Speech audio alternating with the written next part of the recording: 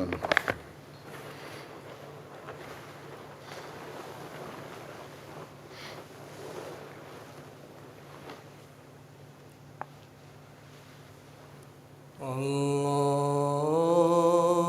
الله أكبر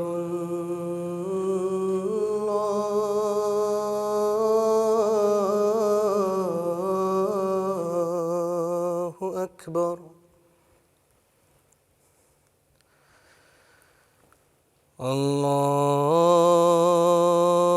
الله أكبر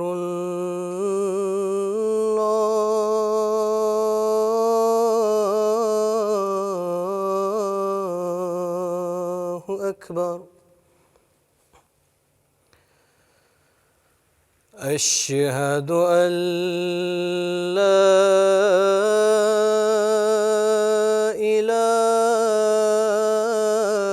إله إلا الله أشهد أن لا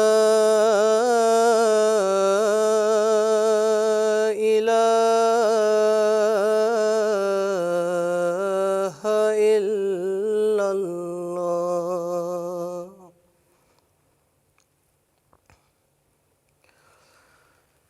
أشهد أن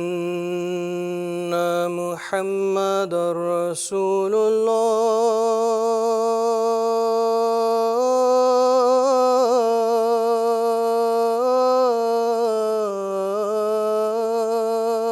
الله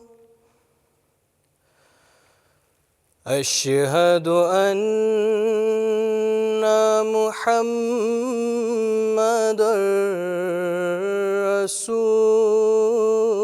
رسول الله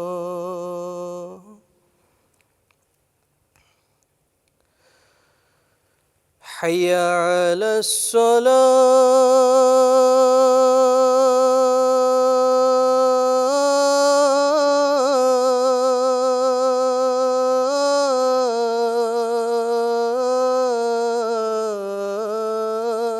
الصلاة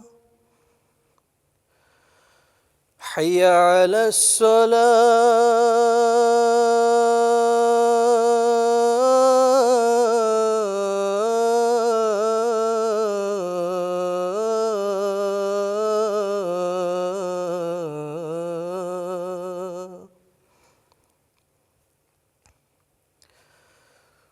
حي على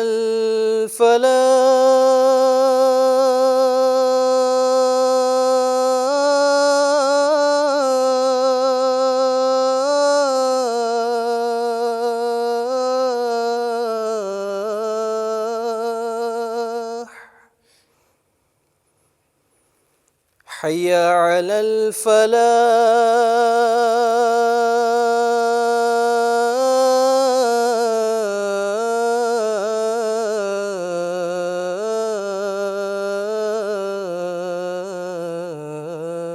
الفلاح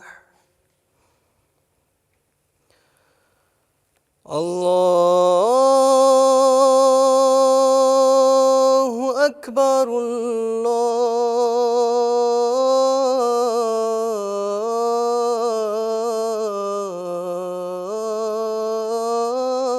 الله أكبر لا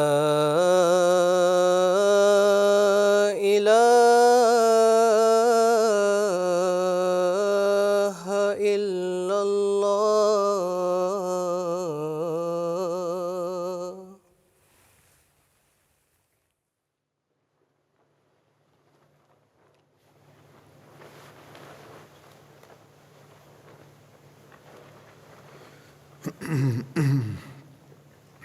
السلام علیکم ورحمۃ اللہ.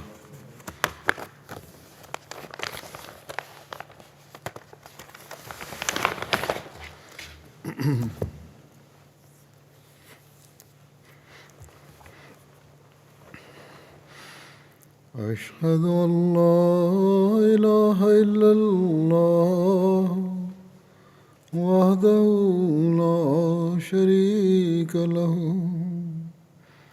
وأشهد أن محمدا عبده ورسوله أما بعد فأعوذ بالله من الشيطان الرجيم بسم الله الرحمن الرحيم الحمد لله رب العالمين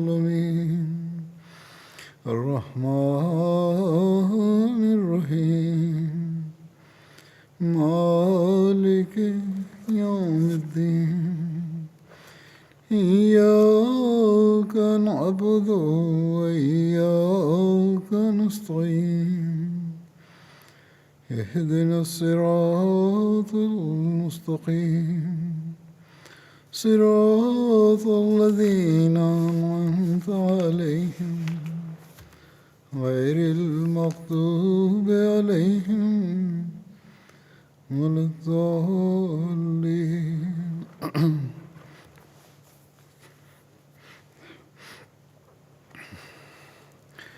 آج میں جماعت کے ایک درینہ خادم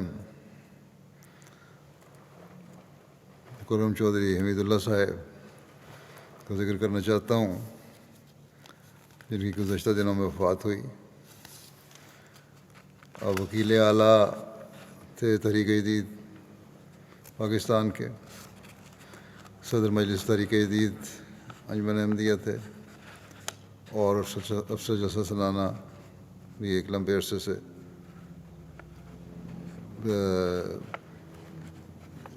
افسر جلسہ سالانہ کی خدمت پر بھی ایک لمبے عرصے سے مامور تھے۔ 7 فروری کو طاہرہ انسٹیٹیوٹ میں ان کی وفات ہوئی 87 سال کی عمر میں۔ انا للہ و انا الیہ راجعون۔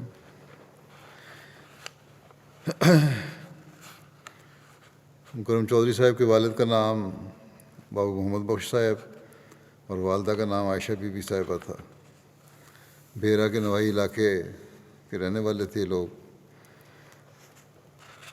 چودھری صاحب 1934 میں قادیان میں پیدا ہوئے۔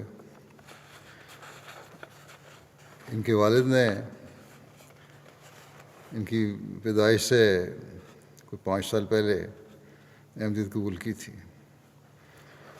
وہ اپنی قبول احمدیت کا واقعہ یوں بیان کرتے ہیں، کہتے ہیں کہ میں خدا تعالیٰ کی قسم کھا کر ایک خواب تعبیر کر رہا ہوں، اور خواب یہ ہے کہ اس کے بارے میں جو تفصیل بیان کرتے ہیں، کہتے ہیں کہ بنگلہ بکھو والا سرگودے میں تھا۔ میں والے میں محکمہ نہر میں کام کرتے تھے تو بنگلے میں رہتے تھے۔ بنگلہ بنکھو والا میں ماہ اکتوبر 1929 بوقت قریباً 2 بجے رات کو یہ نظارہ دیکھا کہ رسول کریم صلی اللہ علیہ وسلم تشریف فرما ہے، یا دورے پھرتے رہتے تھے تو اس دوران میں وہاں رات انہوں نے وہاں بسر کی۔ بہرحال کہتے ہیں کہ میں نے خواب میں نظارہ دیکھا کہ رسول کریم صلی اللہ علیہ وسلم ایک مصلی پر تشریف فرما ہے اور رانوں پر دونوں ہاتھ رکھ کر بیٹھے ہوئے ہیں، جس طرح انگلیوں پر ذکر اللہ کر رہے ہیں۔ رخ مبارک مشرق کی طرف ہے۔ مجھے فرمایا کہ جس کرسی پر تم بیٹھے ہو اس کی چولیں ڈھیلی ہو چکی ہیں۔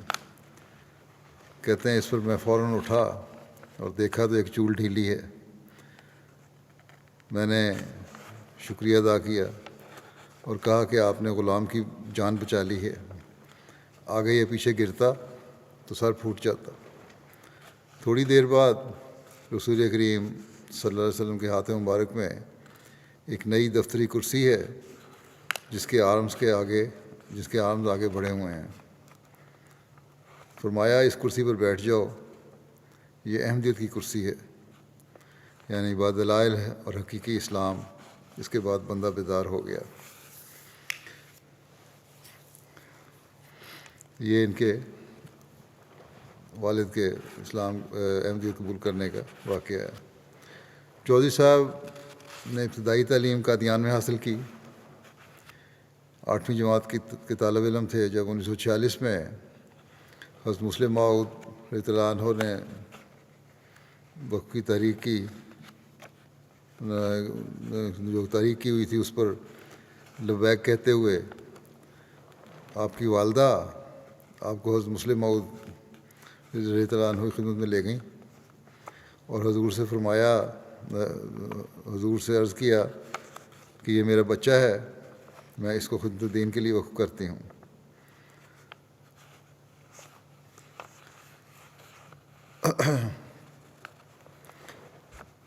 اس کے بعد مسلم موعود نے کچھ ہدایات دیں کہ اس کو آئندہ اسکول میں پڑھاتے رہیں۔ 1949 میں انہوں نے میٹرک کا امتحان پاس کیا، پھر وکالت دیوان ربا کی ہدایت پر انٹرویو کے لیے ربا تشریف لائے۔ تحریری امتحان کے بعد خلیفۃ مسیح ثانی رضی اللہ عنہ نے خود ان کا انٹرویو لیا۔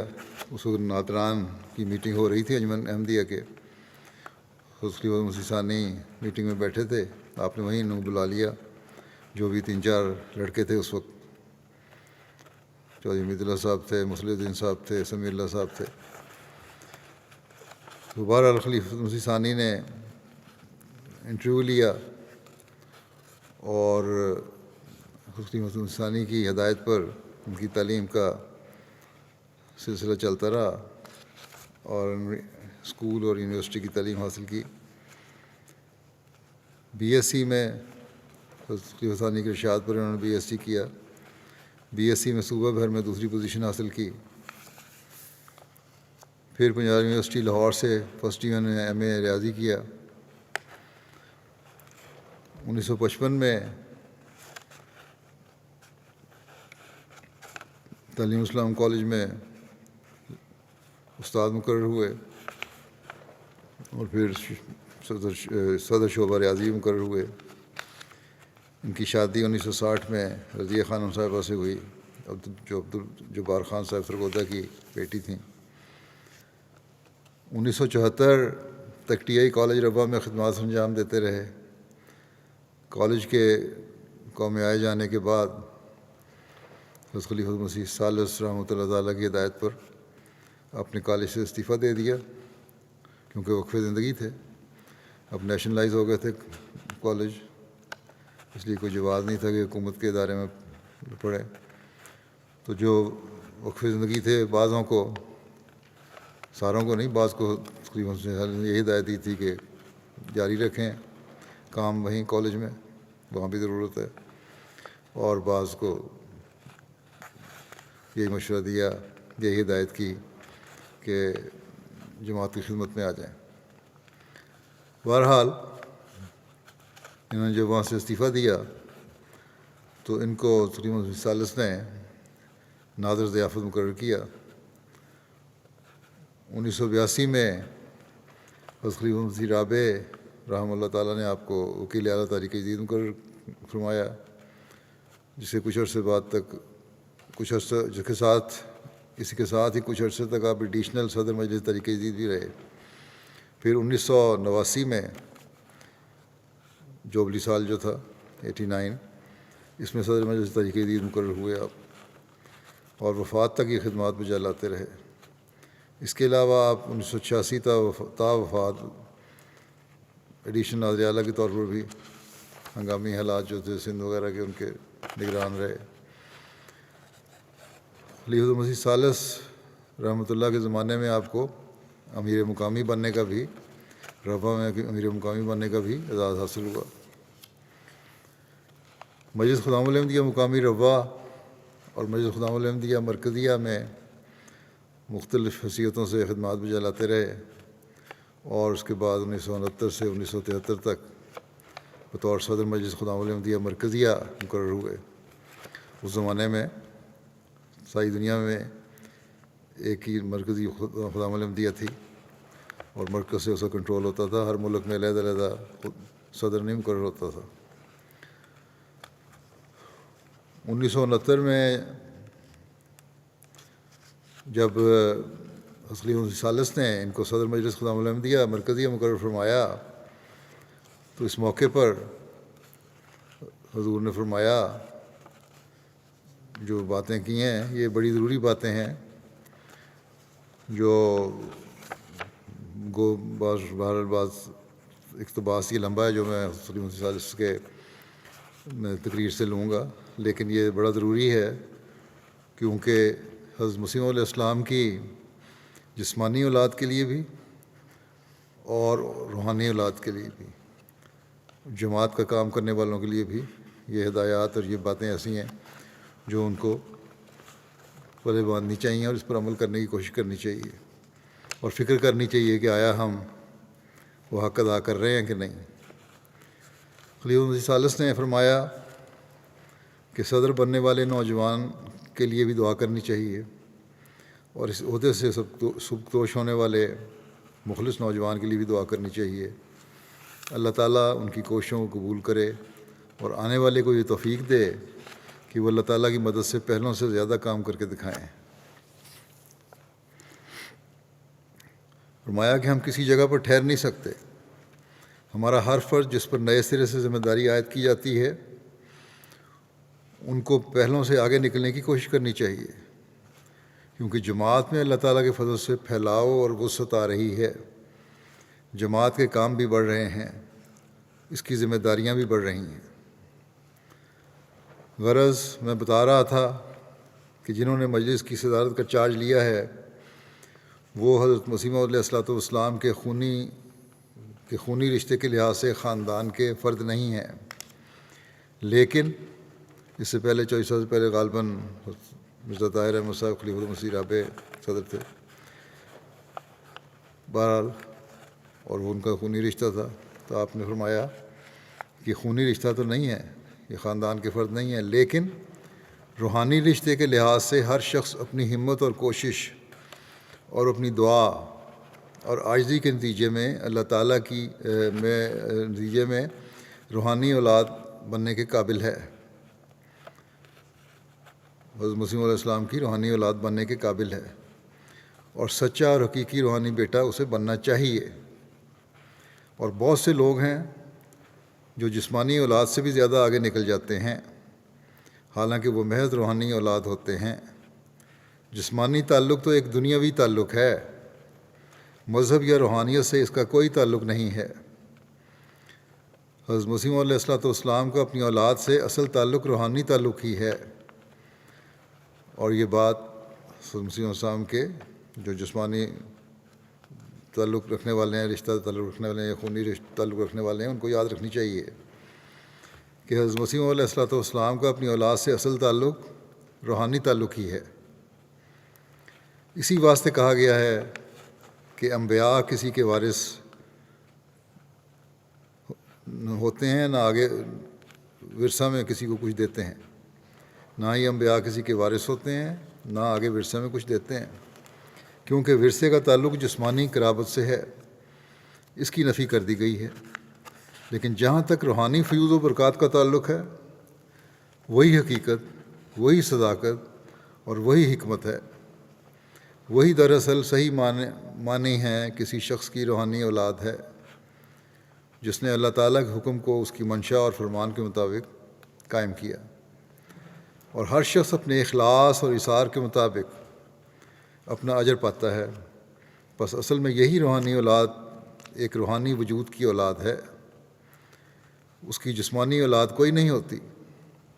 اصل میں حضرت مسیح موعود علیہ السلام کی روحانی اولاد ہی حقیقی اولاد ہے۔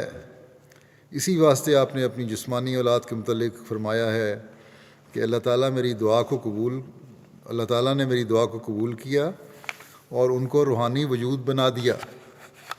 اگر محض جسمانی اولاد ہونے میں کوئی خوبی ہوتی تو آپ کو نہ ان دعاؤں کے کرنے کی ضرورت تھی، نہ ان کی قبولیت کی حاجت ہوتی۔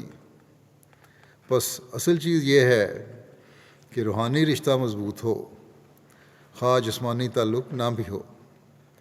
اس واسطے وہ لوگ بھی غلطی پر ہیں جو یہ سمجھتے ہیں کہ محض جسمانی اولاد ہونا کوئی بڑائی ہے۔ بعض لوگ اسلام میں ایسے بھی ہوئے جنہوں نے حضرت صلی اللہ علیہ وسلم کی اولاد سے محض اس لیے دشمنی کی کہ وہ آپ کی جسمانی اولاد تھے، لیکن یہ بھی غلط ہے کہ چونکہ جسمانی اولاد تھے اس لیے ان کو عزت حاصل ہو گئی، لیکن اس رشتے کے نتیجے میں کوئی انہیں بزرگی دیتا ہے تو وہ جاہل مطلق ہے۔ یہ باتیں دونوں اس میں آ گئیں کہ جو اس لیے دشمنی کرتے ہیں کہ جسمانی اولاد ہے وہ بھی غلط کرتے ہیں، اور اگر کوئی عزت دیتے ہیں اور بزرگی دیتے ہیں تو وہ بھی غلط کرتے ہیں۔ فرمایا کہ اس کے اندر کوئی روحانیت نہیں ہے، کوئی عقل نہیں ہے جو یہ سمجھتا ہے۔ اصل تعلق روحانیت کا ہے۔ جسمانی اولاد میں اگر یہ تعلق پختگی کے ساتھ قائم ہو جائے، ان میں اثار اور قربانی اور بے نفسی پیدا ہو جائے، تو اللہ تعالیٰ ان کو بھی جزا دیتا ہے اور اپنے قرب اور رضا سے نوازتا ہے۔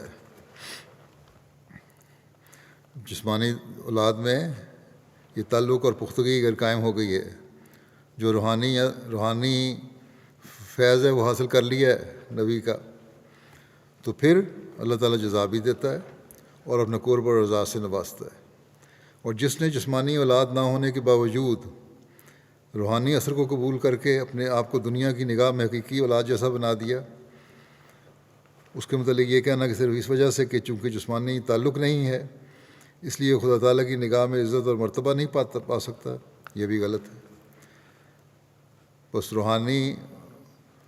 جسمانی تعلق نہ بھی ہو تو روحانی اولاد بن کے اگر اس کا حق ادا کر دیا تو وہ مرتبہ پا گیا، اور اس کے مطلب یہ کہنا کہ عزت اور مرتبہ نہیں پاتا وہ غلط کرتا ہے۔ پھر فرماتے ہیں کہ دونوں باتیں غلط ہیں۔ اصل صراط مستقیم ہے کہ جو شخص اللہ تعالیٰ کی نگاہ میں عزت اور احترام کو حاصل کر لیتا ہے وہی کامیاب ہوتا ہے۔ وہ اپنی اپنی استعداد کے مطابق خدا تعالیٰ کے دین کے کام کرنے کی توفیق پاتا ہے۔ اللہ تعالیٰ اس کی کوششوں کو قبول کرتا ہے، خواہ اس کا معمور زمانہ سے جسمانی تعلق ہو یا نہ ہو۔ بس وہ لوگ جو یہ کہتے ہیں کہ چونکہ ان کا جسمانی تعلق ہے اس لیے ان کو بڑا کہنا چاہیے، وہ بھی غیر معقول بات کرتے ہیں۔ اور وہ لوگ جو یہ سمجھتے ہیں کہ چونکہ جسمانی تعلق ہے اس لیے اچھے ہو گئے ہیں اور انہوں نے ورثے میں عزت و احترام کو پا لیا ہے، یہ بھی غلط ہے۔ اس طرح پر تو ورثے میں کسی کو عزت و احترام نہیں ملا کرتا۔ بس جو شخص یہ سمجھتا ہے کہ چونکہ جسمانی رشتہ نہیں ہے اس لیے اکرام اور بزرگی نہیں مل سکتی، یہ غلط ہے۔ غرض جو شخص یہ سمجھتا ہے کہ جو جسمانی تعلق ہے اس لیے ضرور بزرگی مل جائے گی، یہ بھی غلط ہے۔ اصل میں روحانی تعلق نام ہے تقوی اختیار کرنے کا، اللہ تعالیٰ سے ذاتی محبت پیدا کرنے کا، اللہ تعالیٰ کے لیے ایثار اور قربانی کرنے کا، اپنے نفس پر ایک موت وارد کرنے کا، اپنے آپ کو کچھ بھی نہ سمجھنے کا، اپنی فنا کے بعد اللہ تعالیٰ سے ایک نئی اور پاک زندگی حاصل کرنے کا، یہ اصل تعلق ہے۔ اس کے بغیر تو کوئی تعلق ہی نہیں۔ فرمایا غرض اللہ تعالیٰ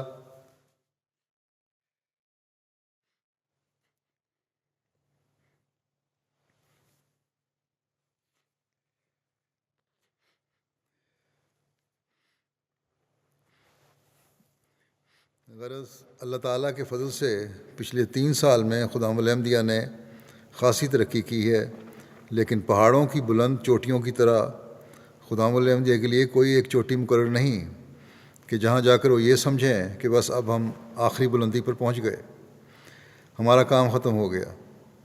یہ تو ایسے پہاڑ کی چڑھائی ہے کہ جس کی چوٹی کوئی ہے ہی نہیں، کیونکہ یہ وہ پہاڑ ہے جس کے اوپر عرض رب کریم ہے، اور انسان اور اللہ تعالیٰ کے درمیان جو فاصلہ ہے وہ غیر محدود ہے۔ اور ہمیں یہ کوشش کرنی چاہیے، اور اسی میں ہماری زندگی اور حیات ہے، کہ ہم کسی جگہ پر تھک کر بیٹھ نہ جائیں، یا کسی جگہ ٹھہر کر یہ نہ سمجھ لیں کہ ہم نے جو حاصل کرنا تھا کر لیا۔ نہیں، ہمارے لیے غیر محدود ترقیات اور رفتیں مقدر کی گئی ہیں، اور اگر ہم کوشش کریں اور واقعہ میں اللہ تعالیٰ ہمارے دل میں اخلاص اور اثار اور محبت ذاتی اپنے لیے محسوس کرے تو وہ ہم پر فضل نازل کرتا چلا جائے گا اور کرتا چلا جاتا ہے، جس کے نتیجے میں انسان خدا تعالیٰ سے اور زیادہ پیار حاصل کرتا ہے اور اپنے نفس سے وہ اور زیادہ دور اور بیگانہ ہو جاتا ہے۔ بس یہ الفاظ جو آپ نے نصیحت فرمائی چوئی صاحب کو، اور چوئی صاحب کی وجہ سے آج سے ہم میں بھی یہ الفاظ پہنچے، یہ بھی جب ہر وقت زندگی اور ہر کام کرنے والا اور ہر خاندان کا جو تعلق رکھنے والا ہر فرد ہے وہ بھی ان باتوں پہ غور کرے، تو چوئی صاحب کے لیے درجات کی بلندی کے لیے بھی دعا کرے کہ ان کی وجہ سے یہ سنہری الفاظ ہمیں سننے کو اور سمجھنے کو ملے۔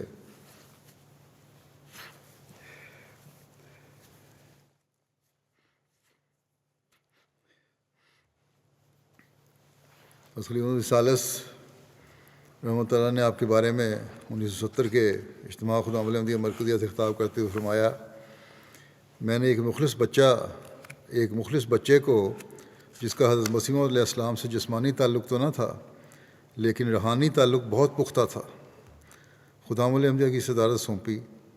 اللہ تعالیٰ نے اسے کام کرنے کی توفیق عطا فرمائی اور اس کی کوششوں میں برکت ڈالی اور ہماری دعاؤں کو قبول فرمایا۔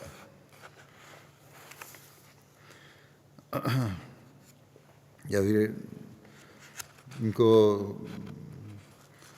خدا احمدیہ کی خدمت صدر سے فراغت ہوئی اپنے ٹرن پوری کر کے، تو اس وقت جو ان کے الوداعی تقریب میں جو سپاس نامہ پیش کیا گیا تھا اس میں یہ لکھا گیا، اور ان کے بارے میں جو بھی لکھا گیا اس میں کوئی مبالغہ نہیں یقیناً، کہ آج کی یہ خصوصی تقریب چوئی صاحب کے لیے مقرر کی گئی ہے۔ چودھری حمید اللہ صاحب کا 4 سالہ دور صدارت تاریخ خدا احمدیہ میں ایک زرین باب کا اضافہ ہے، جس میں خدا احمدیہ عالمگیر نے اپنی کیفیت اور کمیت کے اعتبار سے حضور اید اللہ تعالیٰ بن نصر عزیز کی خصوصی رہنمائی میں خلافت ثالثہ کے دور کی بات ہے ہر شعبے میں نمایاں کام کیا۔ چودھری حمید اللہ صاحب نے انتہائی خاکساری، بے نفسی اور مسلسل محنت کے ساتھ نوجوان نسل میں اطاعت اور وفاکیشی اور خلافت سے وابستگی جیسی دلکش صفات کو اجاگر کیا جو ان کے مستقبل کے لیے نشان راہ ثابت ہوں گی انشاءاللہ والعزیز۔ آپ کے دور صدارت میں سیدنا حضرت امیر المومنین خلیفۃ المسیح ثالث اید اللہ کی خواہش کے مطابق خدا احمدیہ کے ہر شعبے نے نمایاں ترقی کی۔ آپ کے دور صدارت میں حضرت مسلم موعود رضی اللہ عنہ کے زرعی ارشادات کو کتابی شکل میں مشعل راہ کے نام سے شائع کیا گیا، اطفال احمدیت کے لیے کتابچہ یاد رکھنے کی باتیں شائع ہوا، مجلس مرکزیہ کا عمومی اور خصوصی مالی نظام مستحکم ہوا۔ آپ ہمیشہ اس طریقۂ کار پر محبت اور فدائیت کے ساتھ سختی سے کاربند رہے کہ حضرت خلیفۃ المسیح کے ہر حکم کو اور ہر حکم اور اشارے کی دل و جان سے اطاعت کی جائے، اور حضور کے جملہ ارشادات کا لفظاً و معناً تعمیل میں ہر ممکن وسیلے کو بروئے کار لایا جائے۔ صدارت کی عظیم ذمہ داری سے قبل مختلف وقتوں میں آپ کو مرکزی مجلس عاملہ کے رکن کے طور پر خدمت بجا لانے کی توفیق ملی۔ اس الوداعی تقریب میں حضرت خلیفہ مسیح ثالث رحمہ اللہ تعالیٰ بھی شریک ہوئے تھے۔ آپ نے بھی مختصر خطاب فرمایا، اس کا بھی بعض مختصر حصہ میں یہاں پیش کرتا ہوں۔ حضرت خلیفہ مسیح ثالث نے فرمایا، جانے والے کے متعلق تو دعا ہے کہ اللہ تعالیٰ آسن جزا دے، اور آنے والے کے متعلق یہ دعا ہے کہ اللہ تعالیٰ بہترین اور مقبول خدمت کی توفیق عطا کرے۔ مجلس خدا احمدیہ مختلف ادوار میں سے گزر کر اس مقام تک پہنچی ہے جہاں دنیا اسے آج دیکھ رہی ہے۔ ابتدا اس کی ایک چھوٹے سے بیج کی مانند تھی، اور اس وقت ایک صحت مند بھرپور جوانی والے خوبصورت درخت کی شکل یہ بیج اختیار کر گیا ہے۔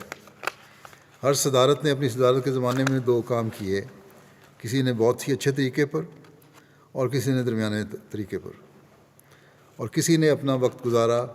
بعض پہلوؤں کے لحاظ سے بہرحال 2 کام کیے ہر صدارت نے، ایک جو روایات بن چکی تھیں ان کو قائم رکھنے کی صحیح کی کوشش کی، اور دوسرے جو ضروریات پیدا ہو چکی تھیں ان سے نمٹنے کے لیے کوشش کی۔ نئی باتیں ڈیولپ ہوتی ہیں، نئی ضروریات پیدا ہوتی ہیں، ان سے نمٹنے کے لیے کوشش کی۔ ایک زندہ وجود کو یہی 2 کام کرنے پڑتے ہیں۔ پھر فرمایا، مجلس خدا احمدیہ کی زندگی قیامت تک کے لیے ممتد ہے، کیونکہ اس تنظیم کا تعلق نبی اکرم صلی اللہ علیہ وسلم کے اس مہدی کی جماعت کے ساتھ ہے جس کے متعلق یہ بشارت دی گئی ہے کہ قیامت تک کی ذمہ داریاں اس کی جماعت پر ڈالی جائیں گی۔ قیامت تک وہ ذمہ داریاں جن کا تعلق اصولاً بھی اور تفصیلاً بھی امت محمدیہ سے ہے اور اسلام سے ہوگا۔ چونکہ جماعت احمدیہ کی زندگی قیامت تک ممتد ہے، اس لیے جماعت احمدیہ کی تمام ذیلی تنظیموں کی زندگی بھی قیامت تک ممتد ہے، اور ہر دور جس میں سے بنیادی تنظیم اصلی تنظیم یعنی جماعتی تنظیم یا اس کی ذیلی تنظیمیں جس میں سے گزرے ہیں، ہر دور میں پہلی خوبصورتی اور حسن اور جمال کو محفوظ رکھنا اور اس میں زیادتی کرتے چلے جانا یہ فرض بن جاتا ہے ان لوگوں کا جن کے ہاتھ میں اس کی قیادت دی جاتی ہے۔ پھر فرمایا ہم کہیں ٹھہر نہیں سکتے کیونکہ ٹھہرنا موت کے مترادف ہے۔ یہ ایک بنیادی اصول ہے زندگی کا۔ بس اس بات کو ہماری ہر سطح کی پر اور ہر تنظیم کو اور ہر نظام جماعت کے بھی ہر عہدیدار کو ہمیشہ یاد رکھنا چاہیے کہ ہم کہیں ٹھہر نہیں سکتے کیونکہ ٹھہرنا موت کے مترادف ہے۔ یہ ایک بنیادی اصول ہے زندگی کا۔ فرمایا کہ ہر نئے آنے والے صدر پر پہلے سے زیادہ ذمہ داریاں عائد ہوتی ہیں، کیونکہ اس سے پہلے کے صدر نے 2 سال پہلے سے قبل کی حالت کو قائم رکھ کے آگے بڑھنا ہے۔ جو کام کر کے دے گیا ہے پہلا صدر، اس کو آگے بڑھانا ہے۔ کام میں وسعت پیدا ہوتی ہے۔ فرمایا کہ کام میں وسعت پیدا ہوتی ہے، نئی ہدایات مرکز ہدایت یعنی خلافت سے جاری ہوتی ہیں، خلیفہ وقت سے نئی ہدایات ملتی ہیں، نئی ذمہ داریاں نئے حالات کے مطابق ڈالی جاتی ہیں، پرانی روایات کو قائم بھی رکھنا ہوتا ہے، اور نئی ضرورتوں کے حصول کے لیے اور نئے مسائل کے سمجھنے کے لیے نئی کوشش نئے عزم کے ساتھ بھی کی جاتی ہے۔ پھر فرمایا کہ اللہ تعالیٰ عزیز بھائی اور بچے حمید اللہ صاحب کو جو انہوں نے جماعت کے لیے کیا، جس رنگ میں ذمہ داریوں کو نبھا، اس پر انہیں احسن جزا دے، اور انہیں بھی توفیق دے کہ مزید جو ذمہ داریاں اور دوسرے شعبوں کی جس رنگ میں دین کے کندھوں پر پڑیں، مزید جو ذمہ داریاں دوسرے شعبوں کی جس رنگ میں بھی ان کی کندھوں پر پڑیں، آخر وقت تک انہیں وہ اسی طرح خوش اسلوبی سے نبھاتے چلے جائیں اور ادا کرتے چلے جائیں۔ 1974 کے ہنگامی حالات میں بھی چودھری صاحب نے حضرت ثالث کی ہدایت کے مطابق جو ہنگامی سیل قائم ہوا تھا اس میں اہم خدمات سر انجام دیں۔ حضرت مسیح راوے رحمۃ اللہ تعالیٰ کے لندن ہجرت کے بعد حضور کے ارشاد پر یہاں آئے اور 1 سال سے زائد عرصہ یہاں رہے، اور یہاں بھی جو جماعتی مرکزی نظام تھا اس کو قائم کرنے اور اس کو سیٹ کرنے میں انہوں نے کافی کردار ادا کیا۔ 1982 سے 1999 تک بطور صدر مجلس انصار اللہ کی خدمت کی توفیق پائی۔ اس وقت شرط نہیں ہوتی تھی عرصے کی، یہ تقریباً 17 سال تقریباً صدر انصار اللہ رہے۔ پھر انصار اللہ میں جب صدر تھے تو انصار اللہ کے متعلق حضرت مسیح ثانی کے ارشادات پر مشتمل سبیل الرشاد کی پہلی جلد مرتب کر کے شائع کی گئی۔ گیسٹ ہاؤس میں توسیع اور تعمیر کا قابل قدر کام ہوا۔ جماعت احمدیہ کی 7 سالہ جوہری منصوبہ بندی کمیٹی تھی۔ 1999 کے جو تھی اس کے صدر کی حیثیت سے بھی خدمت سر انجام دی۔ اس سے قبل آپ کو سیکرٹری 7 سالہ احمدیہ جوبلی منصوبہ بندی کمیٹی کے طور پر خدمات بجانے کی توفیق ملی۔ 2005 میں مرکزی کمیٹی خلافت احمدیہ 7 سالہ جوبلی 2008 کے صدر کے طور پر بھی خدمات بجاتے رہے۔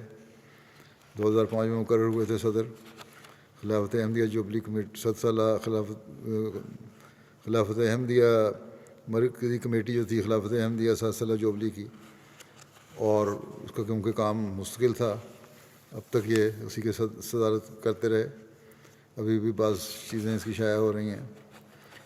اپریل 2003 میں حضرت خلیفۃ المسیح رابع رحمۃ اللہ کی وفات کے موقع پر انتخاب خلافت کے اجلاس کی صدارت کا اعزاز بھی نصیب ہوا۔ بطور وکیل اعلیٰ اپنے افریقہ اور یورپ سمیت متعدد ممالک کے دورے بھی کیے۔ 1973 میں محترم سید میر داؤد احمد صاحب کی وفات پر حضرت خلیفۃ المسیح الثالث رحمہ اللہ تعالیٰ نے آپ کو افسر جلسہ سالانہ مقرر کر دیا۔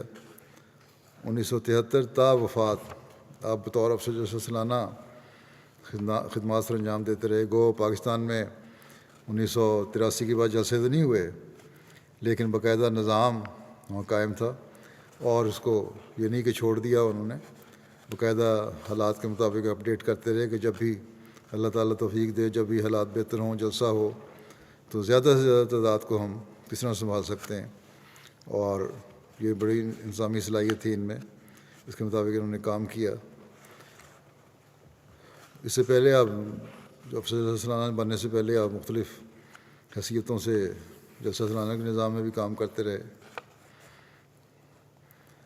جلسہ سالانہ قادیان جو تھا 1991 میں ہوا، حضرت خلیفۃ المسیح رابع وہاں گئے تھے، ان کو جب افسر جلسہ سالانہ مقرر فرمایا حضور نے، اور پھر ان کی تعریف کرتے ہوئے خطبے میں فرمایا کہ پاکستان سے چودھری حمید اللہ صاحب اور میاں غلام احمد صاحب نے بڑے لمبے عرصے تک بہت محنت کی ہے، اور قادیان جا کر وہاں کے مسائل کو سمجھا، اور میری ہدایات کے مطابق ہر قسم کی تیاری میں بہت ہی عمدہ خدمات سر انجام دی ہیں، ورنہ قادیان کی احمدی آبادی اتنی چھوٹی ہے کہ ان کے بس میں نہیں تھا کہ اتنے بڑے انتظام کو سنبھال سکتے۔ 1977 میں ان کو افسر جلسہ سالانہ ربا کے علاوہ ناظر ضیافت بھی مقرر کیا گیا۔ 1977 تا 1987 تک بطور ناظر ضیافت خدمات سر انجام دیتے رہے۔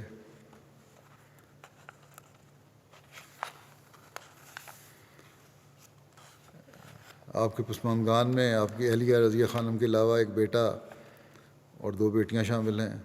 بیٹا قادیان کینیڈا میں مقیم ہے، رشید اللہ صاحب، اور بیٹیاں، ایک بیٹی یہاں لندن میں ہیں،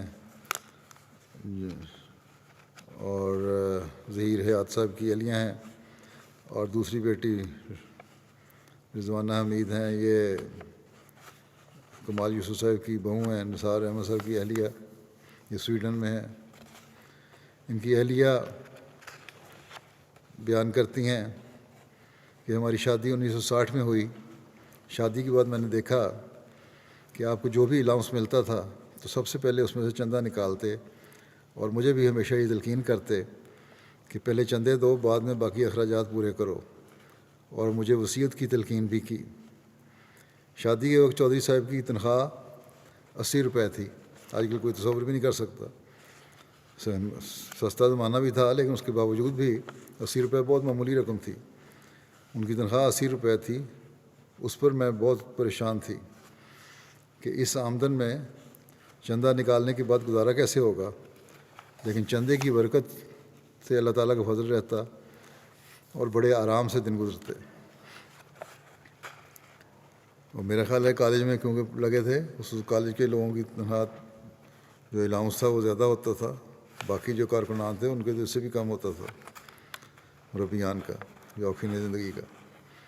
پھر لکھتی ہیں کہ آپ تہجد گزار تھے، 5 وقت کی نمازیں باجماعت مسجد یا دفتر میں ادا کرتے، بیماری کی صورت میں گھر میں ادا کرتے، نماز کا خاص اہتمام ہوتا تھا، آخری دم تک نمازیں پوری اور وقت پر پڑھتے۔ انہیں دیکھ کر مجھے بھی نماز تہجد کی عادت ہو گئی تھی، میں نے سب کچھ ان سے سیکھا۔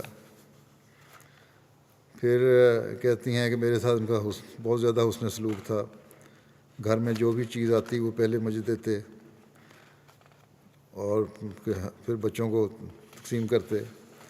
اکثر کام سے دیر سے گھر آتے، دفتر میں رہتے، بہت رات گئے تک کام کرتے تھے دفتروں میں، میں نے دیکھا ہے۔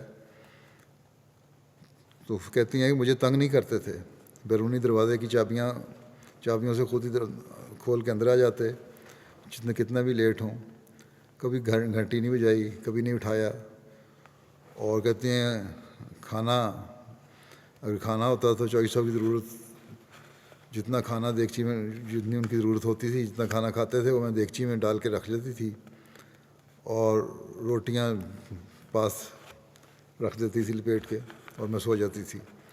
اب باہر سے آتے تھے خود ہی گرم کھانا گرم کر کے کھا لیتے تھے. کبھی کوئی مطالبہ نہیں کیا چاہے کھانے کا ہو یا پہننے کا. جو کھانے کے لیے ملتا خوشی سے کھا لیتے اور جو کپڑا لاتی خوشی سے پہن لیتے. کبھی کوئی اعتراض نہیں کیا. اور یہ بڑا بنیادی اصول ہے گھروں میں امن اور سکون رکھنے کا. اگر اس پہ عمل کریں تو آدھے گھر کے 80% گھر جو ہیں ان کے گھروں کے جو مسائل ہیں کبھی پیدا ہی نہ ہوں.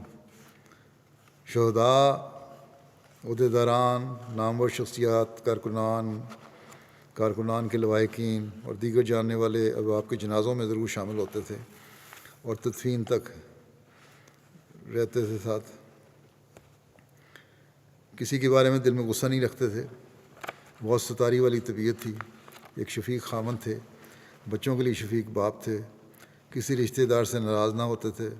صلح میں پہل کرتے تھے اور کہتے تھے کہ العزت للہ جمیعہ، سب عزتیں اللہ تعالیٰ کے لیے ہوتی ہیں. اپنے بہن بھائیوں اور دیگر رشتہ داروں کا بہت خیال رکھتے تھے. ہر جمعرات کو ربوہ میں مقیم اپنی بہن کے گھر جاتے. چودھری صاحب نے والدین کا بھی بہت خیال رکھا. کہتی ہیں میرا آپریشن ہوا، ہسپتال میں 10 دن میں رہی. سونے کی وہاں جگہ کوئی نہیں تھی تو فرش پر ہی لیٹ جاتے تھے میرے کمرے میں. کبھی شکوہ نہیں کیا کہ میں نیچے نہیں سو سکتا. اور پھر بڑے شفیق خاوند تھے. کہتی ہیں جب میں بیمار ہو کر طاہر ہاٹ میں داخل ہوتی تو وہاں بھی میرے ساتھ رہتے اور ہر لحاظ سے خیال رکھتے. پھر ان کی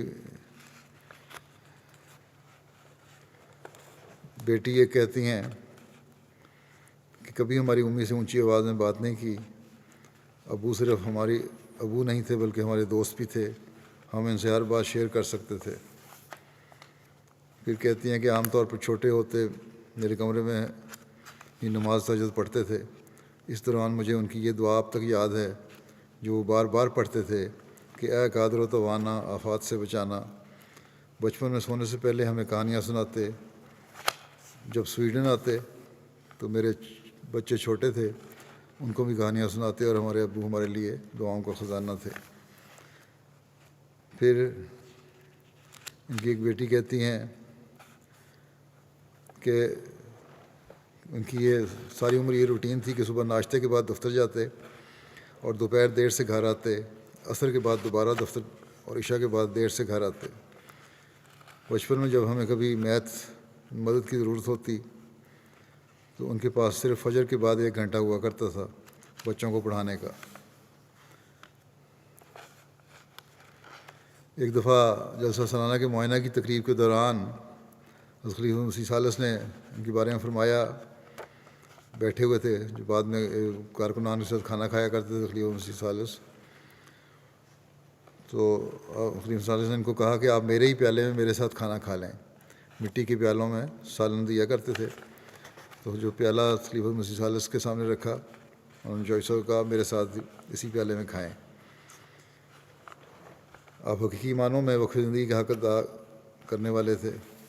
کھانے پینے اور سونے کے علاوہ آپ نے صرف جماعتی کام کیا، کوئی وقت ضائع نہیں کیا. پھر یہ بیٹی کہتی ہیں کہ جب میں چھوٹی تھی تو ایک بات انہوں نے مجھے سکھائی کہ اوپر والا ہاتھ نیچے والے ہاتھ سے بہتر ہے.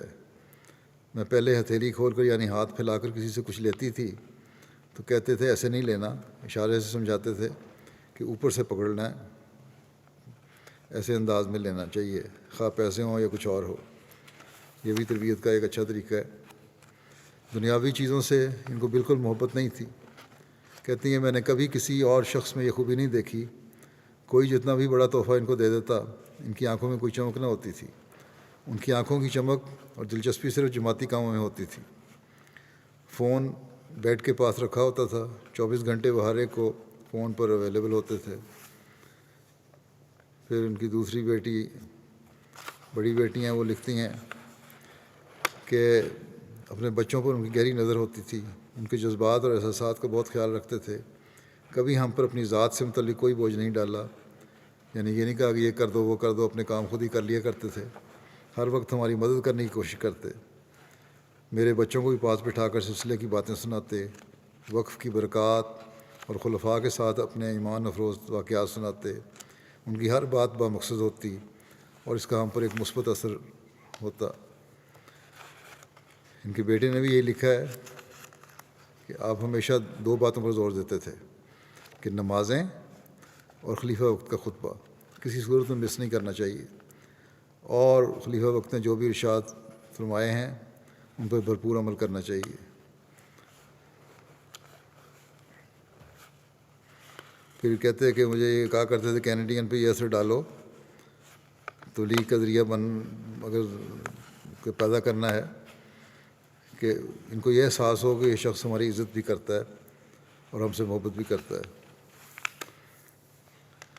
جمیل الرحمان رفیق صاحب لکھتے ہیں، وکیل التصنیف ہیں تحریک جدید کے، کہ چوئی صاحب سے ایک دیرینہ تعلق تھا۔ چوئی صاحب کے والد صاحب محمد بخش صاحب بڑے دیندار آدمی تھے، نیک خصلت تھے۔ یہی صفات چوئی صاحب میں منتقل ہوئیں اور پروان چڑھیں۔ ان کے والد محمد بخش صاحب چودھری فضل احمد صاحب کو دعوت اللہ کیا کرتے تھے۔ یہ 60-70 سال پہلے کی بات ہے، اور چودھری فضل احمد صاحب نے احمدیت قبول کر لی ان کے والد کی وجہ سے، اور پھر یہ تعلق جو بنا مزید جمیل الرحمان صاحب کو کہتے ہیں اس وجہ سے کہ چودھری فضل احمد صاحب پھر خاکسار کے خسر بنے، اور اس تعلق کو پھر انہوں نے خوب نبھایا۔ اس کے علاوہ کہتے ہیں خاکسار کے استاد بھی تھے، جو خاکسار BSc میں تھا، تو میتھمیٹکس میں MA کر کے آئے تھے، اس کو کچھ عرصہ پڑھایا انہوں نے ہمیں، بڑی دل جمی سے پڑھایا کرتے تھے جس سے ہم لوگ بڑے متاثر ہوتے تھے۔ اصول کے بڑے پکے تھے لیکن شفقت کرنے والے تھے، اور قابل امداد کارکنان کی درپردہ امداد کیا کرتے تھے۔ خدا کے فضل سے محنتی بہت تھے، طبیعت علمی تھی، خاص طور پر تاریخ اور جغرافیہ سے خوب واقف تھے اور اس کی تلقین بھی کیا کرتے تھے۔ خدا کے فضل سے جماعتی اموال نہایت احتیاط سے خرچ کیا کرتے تھے، اور فرمایا کرتے تھے کہ چند الفاظ کی چٹھی کے لیے پورا سائز کے بجائے نصف کاغذ استعمال کیا کریں۔ ہر معاملے کی تہہ تک پہنچتے، کوئی معاملہ درپیش ہوتا تو اس کی جزیات تک کا جائزہ لیتے اور پھر کوئی فیصلہ کرتے۔ یہ خوبی خدا کے فضل سے ان میں بہت نمایاں تھی۔ وکیل الدیوان ہیں لیک ناصر کہتے ہیں کہ چوئی صاحب نے مجھے بیان کیا کہ خلیفۃ المسیح ثالث رحمۃ اللہ تعالیٰ جب صدر خدام الاحمدیہ تھے تو چوئی صاحب کی بطور معاون اجتماع پر ڈیوٹی تھی۔ خلیفۃ المسیح ثالث رحمۃ اللہ تعالیٰ نے آپ کو کہا ذرا لنگر خانے کی صورتحال دیکھ کر آئیں۔ لنگر اجتماع پہ بھی چلا کرتا تھا، دیکھ کے وہ کھانا کس طرح پک رہا ہے۔ چوئی صاحب کہتے ہیں کہ میں چلنے لگا تو حضرت صاحب نے واپس بلا لیا کہ لنگر کے جو انچارج ہیں وہ تو بہت سخت طبیعت کے ہیں، وہ تو اندر نہیں گھسنے دیں گے تمہیں، تم بغیر کسی اتھارٹی کے جا رہے ہو اور بڑی عمر کے بھی ہیں۔ تو حضرت صاحب نے اپنا صدر خدام الاحمدیہ کا بیج اتار کر، کہتے ہیں میں ان کا معاون تھا، صدر خدام الاحمدیہ کا بیج اتار کے مجھے لگا دیا کہ اب یہ اتھارٹی ہے تمہارے پاس کہ صدر خدام الاحمدیہ نے بھیجا ہے اور یہ اپنا بیج لگا کر بھیجا ہے، اور پھر جاؤ اور جا کے رپورٹ لے کے آؤ۔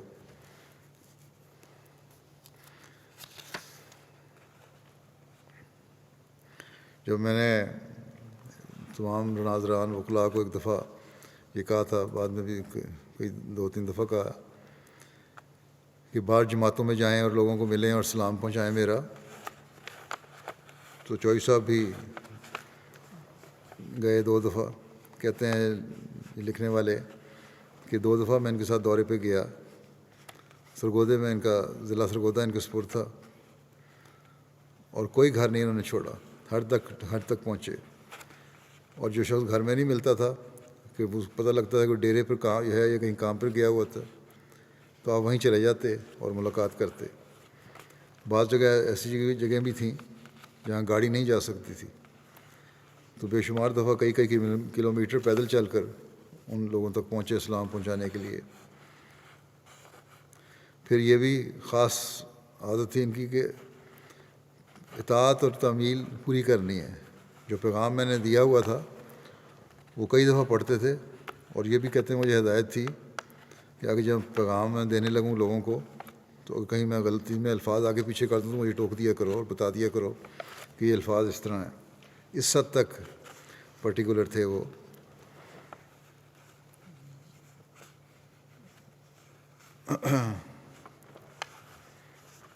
پھر یہ کہا کرتے تھے کہ دفتری معاملات میں بھی ایک مستقل ہدایت تھی ان کی کہ جو بھی معاملہ ہو، چھوٹا ہو یا بڑا ہو، غلطی بھی ہو گئی ہو تو خلیفہ عبد المسیح کو باخبر رکھنا ہے اور لازمی طور پر بات ان کے علم میں لائیں. اس سے دعا بھی ہو جاتی ہے اور اصلاح بھی ہو جاتی ہے. سادگی انتہا کی تھی. دورے کے دوران بھی جماعت کو ہدایت تھی کہ کوئی پروٹوکول نہ ہو. جب بھی کھانا کا وقت ہوا جہاں موقع ملا کھا لیا. بعض دفعہ گاڑی میں بیٹھ کے کھانا کھا لیا، کہیں بعض دفعہ فصل میں کنارے پہ بیٹھ کے کھانا کھا لیا گاؤں میں پھرتے ہوئے. پھر بعض دفعہ اس دورے کے دوران بعض جگہ لوگ جماعتیں کہتی ہیں کہ کوئی خطاب کر دیں ہمارے سے، تو انکار کر دیا کرتے. صرف جس بات کا مجھے حکم ملا ہے میں وہی کروں گا فی الحال. حضرت مسلم موعود کا یہ ارشاد تھا قادیان والوں کو بھی، ربا والوں کو بھی، کہ اپنے محلے کی مسجدوں میں نماز ادا کیا کریں. آخر وقت تک اس پر بھی کاربند رہنے کی کوشش کرتے رہے. کم از کم کوئی نہ کوئی نماز ضرور ادا کرتے تھے اگر مسجد مبارک میں، مرکزی مسجد میں آتے بھی تھے تو. رات کو بھی دفتر آتے تھے. کئی دفعہ ایسا بھی ہوا کہ آپ شام کو دفتر آئے اور دفتر میں کوئی کام نہیں ہوتا تھا. آپ خود آ کر دفتر میں کوئی نہیں ہوتا تھا کھولنے والا، تو آپ خود آ کر دفتر کھولتے اور کام کرتے رہتے. یہ عادت آپ کو کالج کے دور سے ہی تھی. ایک دلچسپ واقعہ کالج کے دور کا لکھتے ہیں کہ ایک دفعہ آپ تعلیم اسلام کالج کے اسٹاف روم میں شام کے وقت بیٹھے کام کر رہے تھے تو مددگار آیا اور ڈبہ دیا جس میں کھانے کی چیز تھی. کھولا تو اس میں بریانی تھی یا پلاؤ تھا. انہوں نے کہا یہ پرنسپل صاحب نے بھجوایا ہے. پرنسپل تھے اس وقت مسیح ثالث حضرت مرزا ناصر احمد صاحب. انہیں معلوم نہیں تھا کہ آپ وہاں بیٹھے ہوئے ہیں. خلیفہ رابع نے بعد میں ان کو فرمایا کہ مجھے پتہ تھا کہ آپ اس وقت بیٹھے ہوں گے، اس لیے مددگار کو کہا کہ جاؤ وہاں جو کوئی بھی بیٹھا ہو اس کو دے آؤ.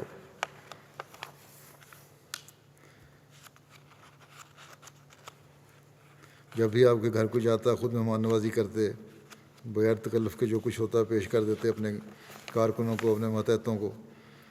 لئی قابل صاحب نے لکھا کہ چھوٹے چھوٹے معاملات میں بہت زیادہ احتیاط سے کام کیا کرتے تھے. کوئی بھی ڈرافٹ، بیل یا خط مکمل پڑے بغیر سائن نہیں کیا کرتے تھے، اور یہ بڑا ضروری چیز ہے افسروں کے لیے کہ بغیر دیکھے سائن نہ کیا کریں.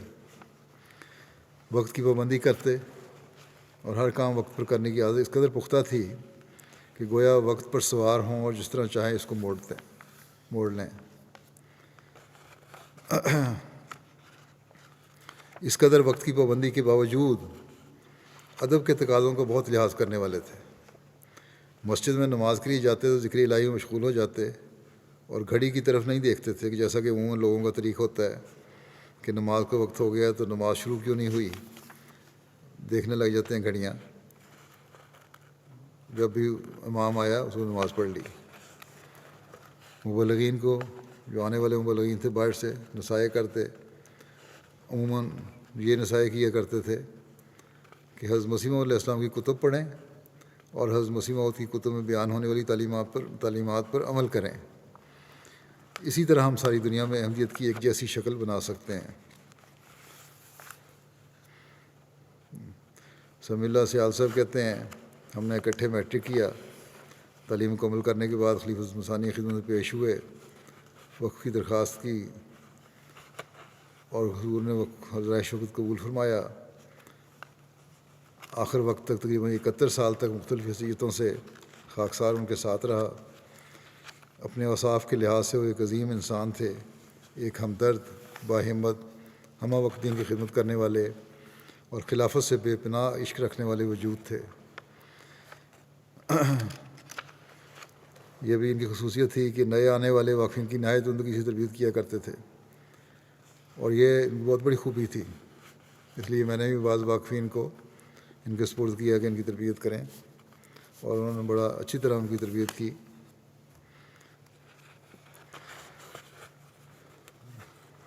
حلیم قریشی صاحب کہتے ہیں کہ انتظامی معاملات اور مالی معاملات پر بڑی سخت گرفت تھی، کبھی بد انتظامی برداشت نہ کرتے، مالی معاملات پر گہری نظر رکھتے اور قیمتوں کے بارے میں اپڈیٹ لیتے رہتے۔ اگر کوئی بل آتا اور اس میں 10 روپے میں بھی زائد ہوتے تو پوچھ گچھ کرتے کہ فلاں دکان پر اس کی چیز کی قیمت 100 روپے ہے اور آپ نے 110 روپے خرچ کیے ہیں۔ امیر کیسرانی صاحب، امیر محمد کیسرانی انجینئر ہیں، روٹی پلانٹ جلسہ سلانہ میں کہتے ہیں چوئی صاحب مشورے کو بے حد اہمیت دیتے تھے۔ کوئی بھی فیصلہ کرنے سے قبل متعلقہ عہدیدار یا اس کام کے ایکسپرٹ سے مشورہ ضرور کرتے تھے۔ ہر نیا قدم اٹھانے سے پہلے اس کی تفصیلی جائزہ لیتے تھے اور وسیع پیمانے پر مشورہ کرنے کے بعد ہی کسی نتیجے پر پہنچتے تھے۔ جمعۃ المبارک کو جب عموماً دفاتر بند ہوتے ہیں تو اس وقت ٹرائل کیا کرتے تھے روٹی پلانٹ کے۔ اسی طرح آخری ہفتہ میں تعطیل پر بھی اکثر دفتر جایا کرتے تھے۔ اس بارے میں اپنے ساتھ کام کرنے والوں کو سمجھاتے تھے کہ حضرت خلیفہ مسیح ثالث سے ہم نے یہ سیکھا ہے کہ جب کبھی بھی ذاتی زندگی میں کسی قسم کی پریشانی یا مشکل ہو تو جماعتی کاموں میں زیادہ وقت دیا کرو، اللہ تعالیٰ خود ہی وہ پریشانی دور کر دے گا۔ راہ چلتے لوگوں سے بہت عزت اور پیار سے ملتے، ہر شخص سے اس کی دلچسپی کے موضوع پر بات کرتے۔ وفات سے قبل ایک میٹنگ میں تعمیراتی کام میں کچھ تاخیر ہونے پر تو انجینئر صاحب یہ کہتے ہیں کہ خاکسار اور دیگر انجینئرز سے کچھ برہمی کا اظہار کیا، تاہم اسی روز چھٹی کے بعد خاکسار کو فون کیا اور ہمیشہ کی طرح مسکراتے ہوئے بولے کہ آج میں نے شاید کچھ سخت الفاظ استعمال کر لیے تھے، اس کی معذرت کرنے کے لیے فون کیا ہے اور خاکسار کا حال بھی دریافت کیا۔ حافظ مظفر احمد صاحب لکھتے ہیں کہ خاکسار کی درخواست پر مسری رابع نے ریسرچ سیل کی تعمیر کی اصولی منظوری عطا فرمائی، چوئی صاحب سے ملنے کی ہدایت عطا فرمائی، اور اس وقت موصوف نے تعمیر ارشاد میں 2 مجوزہ مقامات میں سے جامعہ میں یہ دفتر تعمیر کروا کے دیا۔ دوران مشاورت فرمایا کہ آپ لوگوں نے آگے بھی جماعتی کام کرنے ہیں، ایک تو ہمیشہ سلسلے کی آئندہ ضروریات مد نظر رکھنی چاہیے، دوسرے قناعت اور کفایت کا اصول بھی پیش نظر رکھنا چاہیے، اور شوقیہ بڑی آفس ٹیبل یا آرام دہ کرسی کے بجائے حسب ضرورت مناسب فرنیچر تیار کروانے پر توجہ دلائی۔ ماجد طاہر صاحب کے تبشیر لندن لکھتے ہیں کہ ہر وقت آپ کے وقت کا ہر لمحہ خدمت دین میں گزرا، مختلف دفتری معاملات کی کارروائی میں جو بھی خلیفہ وقت کی طرف سے ارشادات ہوتے چوئی صاحب کو پہنچائے جاتے، فوری طور پر بلا تاخیر ان پر کارروائی فرماتے۔ کئی دفعہ رات کے وقت ارشاد ملتا اور آپ کے ارشاد کی تعمیل کے لیے آپ چوئی صاحب ارشاد کی تعمیل کے لیے دفتر آ جاتے اور پھر تعمیل کر کے گھر جاتے۔ یقیناً آپ کا اٹھنا بیٹھنا، کھڑے ہونا، چلنا بولنا اور خاموش رہنا خلیفہ وقت کے ماتحت تھا۔ جو لوگ قواعد کو خلیفہ وقت کے کہنے سے بھی زیادہ اوپر سمجھتے ہیں، لکھتے ہیں جی قواعد لکھے گئے، جماعت کے انہی پہ عمل ہونا چاہیے، ان کو ہمیشہ یہ کہا کرتے تھے کہ جو خلیفہ وقت ہدایات دیتے ہیں اور جو ارشادات فرماتے ہیں ان پر عمل کریں، یہی آپ کے لیے قواعد ہیں۔ اور ویسے بھی قواعد میں ایک اوور رولنگ کلاز یہ موجود ہے۔ بشر ایاز صاحب لکھتے ہیں پرنسپل جامعہ رفا کہ جماعتی روایات اور تاریخ کا ایک انسائکلوپیڈیا تھے، اور بالکل صحیح ہے۔ جتنا بھی موقع ملا ایک چیز جو محسوس ہوئی وہ ان کی وہ گرفت اور احاطہ تھا جو انہوں نے متعلقہ کاموں میں ہوتا تھا۔ کہتے ہیں میں اپنے بعض ساتھیوں کو کہا کرتا ہوں کہ چوئی صاحب کے حوالے سے میٹنگ کریں، چودھری صاحب جامعہ کے حوالے سے میٹنگ کریں تو وہ ہمیں یہ بھی بتا دیں گے کہ تمہارے جامعہ میں اتنی سیڑھیاں ہیں، اتنے پودے ہیں اور فلاں فلاں جگہ پر یہ کمی ہے یا یہ پودا لگا ہوا ہے۔ بڑی گہرائی سے ہر چیز کو دیکھا کرتے تھے۔ وہ جس معاملے پر میٹنگ لے رہے ہوتے اس کی تمام تر تفصیلات کو، اس کی جزیات سمیت جانتے ہوتے تھے اور اپنے ساتھیوں سے بھی ایسی توقعات رکھتے تھے۔ پھر لکھتے ہیں کہ روا کی ساری تاریخ تو گویا ان کی آنکھوں اور قلب و ذہن پہ نقش تھی۔ چند ماہ قبل مجھے چوئی صاحب سے ملاقات کا موقع ملا۔ میں نے عرض کیا کہ روا کے بعض تاریخی مقامات کے بارے میں بعض پرانے بزرگوں کی بتائی ہوئی باتوں میں کبھی اختلاف سامنے آتا ہے، آپ اس کی نشاندہی کروا دیں، جس پر انہوں نے کئی باتیں خاکسار کو بتائیں اور تفصیل سے بتایا کہ فلاں فلاں شخص بتا سکتا ہے، لیکن اب فلاں کی یادداشت میں کچھ کمزوری ہے، ایسا کرو کہ فہرست بنا کر مجھے بھیج دو، پھر تمہارے ساتھ جا کر جتنا مجھے یاد ہوگا بتا دوں گا۔ کہتے ہیں ان کی عاجزی اور انکساری کا یہ عالم تھا کہ خود چائے بنا کر ہمیشہ مجھے دیا کرتے تھے۔ عاجزی اور انکساری کا ایک اور واقعہ کہتے ہیں کہ قادیان چند سال پہلے جلسے میں گئے، وہاں لنگر خانے کے نائب نگران تھے محفوظ الرحمان صاحب۔ ہم کھڑے باتیں کر رہے تھے، چوئی صاحب کا وہاں سے گزر ہوا، السلام علیکم ہوئی۔ اس کے بعد محفوظ صاحب کہتے ہیں بڑی خاص ایک قلبی کیفیت میں کہتے ہیں مجھے بتانے لگے کہ چودھری صاحب عجیب سادہ مزاج آدمی ہیں۔ کہتے ہیں ابھی تھوڑی دیر پہلے میرے پاس آئے کہ محفوظ صاحب کچھ کھانا ہے، جلدی سے کھانا لگا دیں، میں ایک میٹنگ میں سے آیا ہوں اور کوئی 15-20 منٹ تک دوبارہ ایک میٹنگ میں جانا ہے۔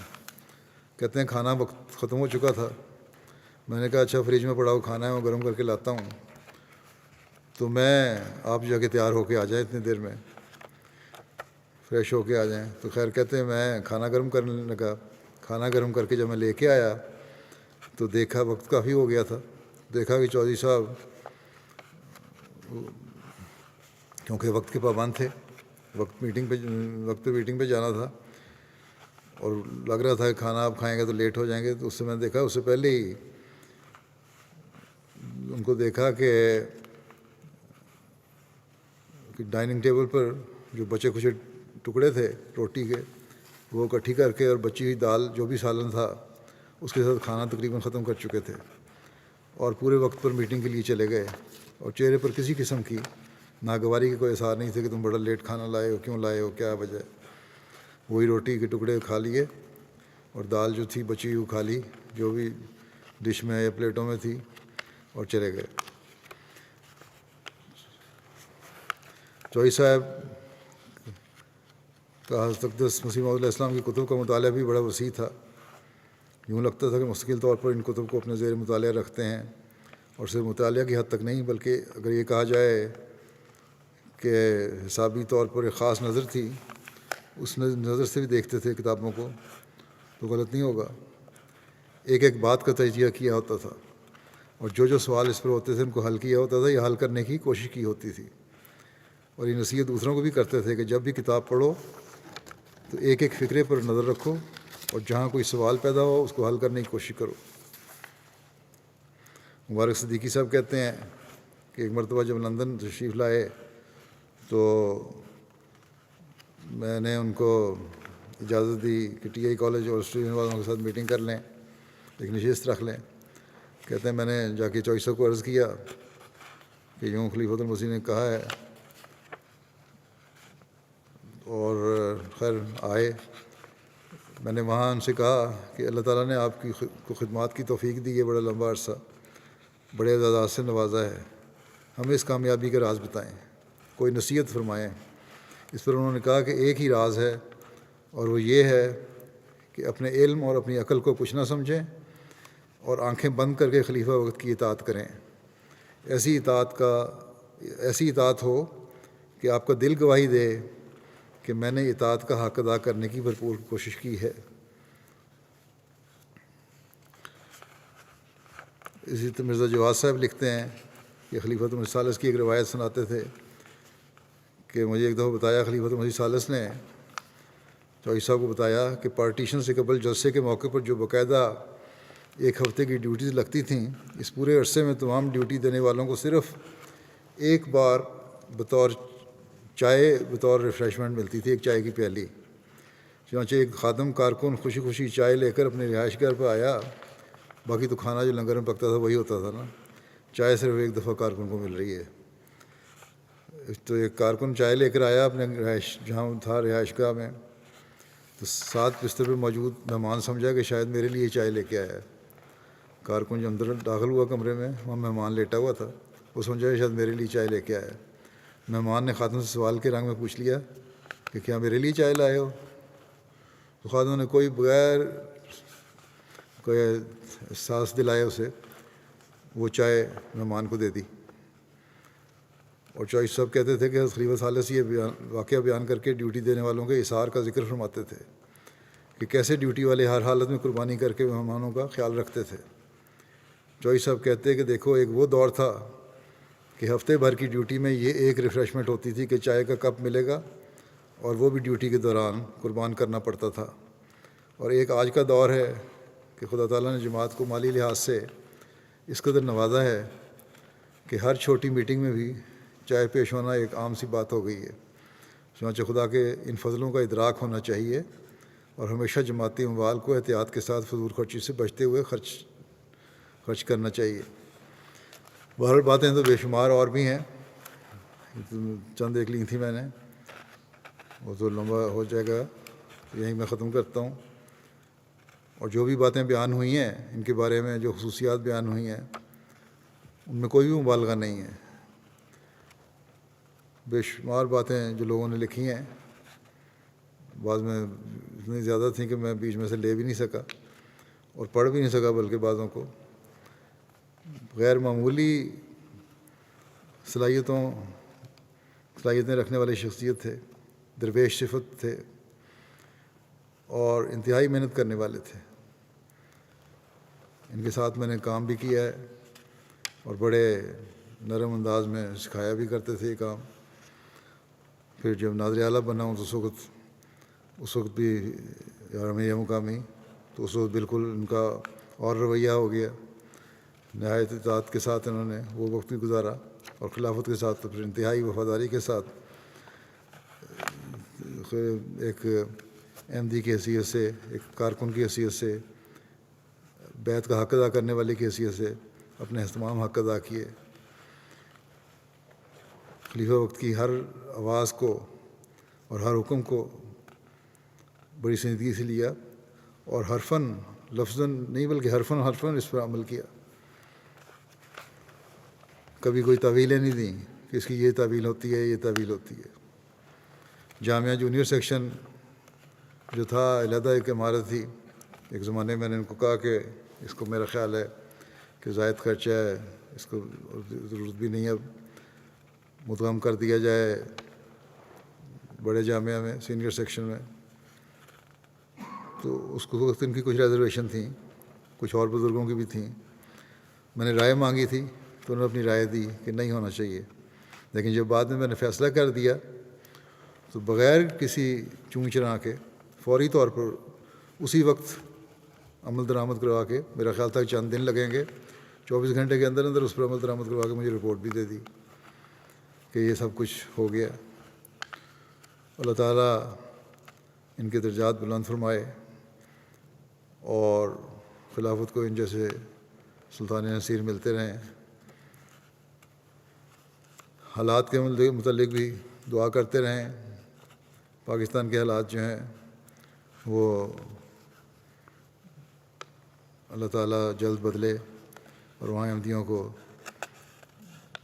آزادی سے اپنی زندگیاں گزارنے کی توفیق عطا ہو. دوسرے بات جو اہم بات ہے، یہ بھی میں کہنا چاہتا ہوں کہ کرونا کی جو وبا پھیلی ہوئی ہے دنیا میں، اس میں احمدی بھی جو حق ہے اس کا ادا کرنے کا احتیاط کا، وہ نہیں ادا کر رہے. نہ یو کے میں، نہ امریکہ میں، نہ پاکستان میں، نہ کسی اور ملک میں. پوری طرح احتیاط کرنی چاہیے. ماسک وغیرہ پہننا چاہیے. ماسک پہنا ہوتا ہے تو ناک ننگا ہوتا ہے، حالانکہ ناک ڈھکا ہونا چاہیے. یا گردن کے اوپر ماسک رکھا ہوتا ہے تو اس میں ماسک پہننے کا فائدہ کیا. پھر آپس میں قریب ہو کے ملنا، سوشل ڈسٹینسنگ نہیں رکھتے، اور جو قواعد گورنمنٹ نے مقرر کیے ہوئے ہیں، حکومت نے بتائی ہوئی ہیں باتیں، ان پر عمل نہیں کرتے. تو ان ساری باتوں پہ ہمیں عمل کرنا چاہیے، نہیں تو وبا اسی طرح تو پھر ایک دوسرے سے پھیلتی چلی جائے گی. اور یہ بھی کوشش کرنی چاہیے آج کل کہ کم سے کم سفر کریں، بلا وجہ غیر ضروری سفر کو اوائڈ کریں. یورپ سے جانے والے پاکستان جو ہیں وہ بھی احتیاط کریں. آج کل نہ ہی جائیں تو زیادہ بہتر ہے. بہرحال اللہ تعالیٰ اس وبا کو جلد دور کرے، اور جو احمدی اور بیمار ہیں ان کو بھی، اور جو نہیں ہیں، جو احمدی نہیں ہیں دوسرے لوگ بھی جو بیمار ہیں ان کو بھی شفا عطا فرمائے۔ جو نمازوں کے بعد میں انشاءاللہ چوہی صاحب کا جنازہ غائب بھی پڑھاؤں گا۔